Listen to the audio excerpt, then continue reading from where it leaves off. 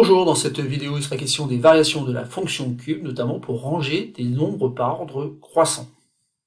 Alors bien sûr, ce travail, on va le faire sans calculatrice, il faut donc ranger par ordre croissant, moins 1 cinquième à la puissance 3, puis puissance 3, 8 tiers à la puissance 3, racine carrée de 18 à la puissance 3, et enfin, moins 0,35 à la puissance 3.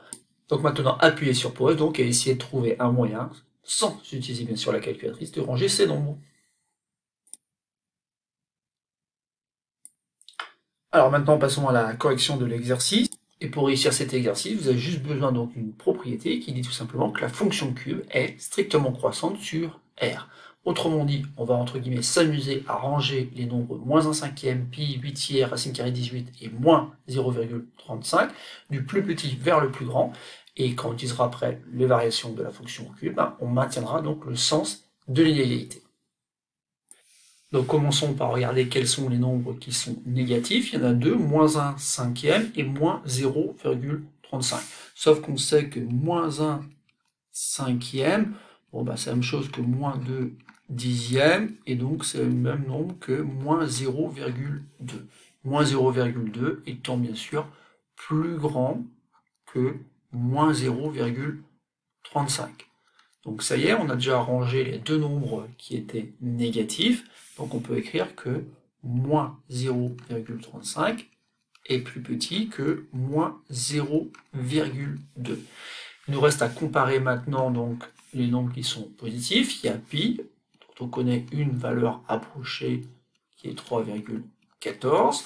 On a 8 tiers. Alors 8 tiers, c'est tout simplement 6 tiers plus 2 tiers, c'est environ du coup 2,67, car on rappelle que 2 tiers c'est à peu près 0,6666, autrement dit 0,67 est une valeur approchée de 2 tiers. Donc ça permet déjà de comparer le nombre pi avec le nombre 8 tiers.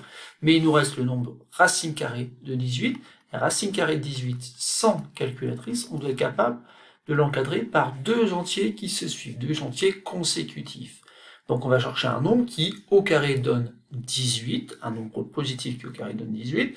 Donc si on essaie avec 4, 4 multiplié par 4 ça donne 16, donc c'est trop petit, donc on sait que racine carrée de 18 déjà est plus grand que 4, et on sait aussi que finalement c'est plus petit que 5, puisque 5 multiplié par 5 donne 25. Donc racine carrée de 18, sans calculatrice, j'ai trouvé un encadrement.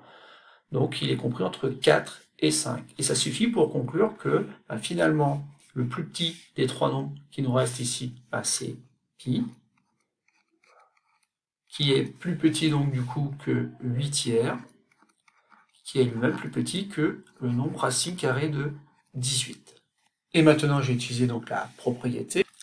Or, la fonction cube est strictement croissante sur R. Ça veut dire tout simplement, lorsque je vais élever ces quantités à la puissance 3, je vais maintenir le sens de l'inégalité. Autrement dit, on a entre autres moins 0,35 au cube, qui est plus petit que moins 0,12 au cube, qui est lui-même plus petit que pi au cube, qui est lui-même plus petit que 8 tiers, attention, le tout au cube, et enfin, qui est plus petit que racine carrée de 18 au cube. Voilà, c'est tout pour cette petite vidéo. Ici, il n'y avait pas grand chose à faire, si ce n'est d'utiliser donc et de connaître la propriété qui donne le sens de variation de la fonction cube.